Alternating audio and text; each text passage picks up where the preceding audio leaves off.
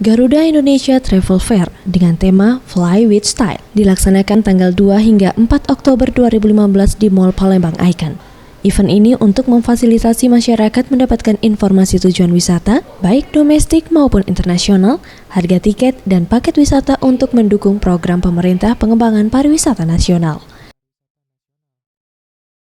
Manajer Sales Marketing PT Garuda Indonesia Palembang, Yudi Muhammad Fulkan, yang ditemui pada Minggu 4 Oktober 2015 mengatakan antusias pengunjung ke pameran ini cukup tinggi dan Garuda Indonesia akan meningkatkan layanan dengan target di tahun 2016 membuka rute baru dari Palembang ke Jeddah.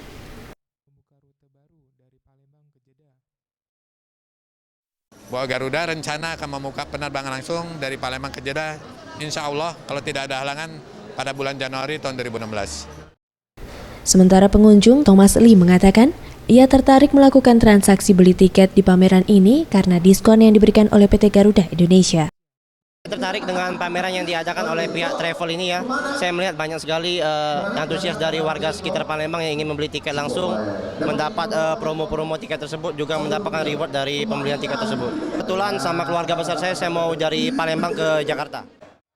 Ferry Jatinugroho, Richard Sugiarto, Sriwijaya TV.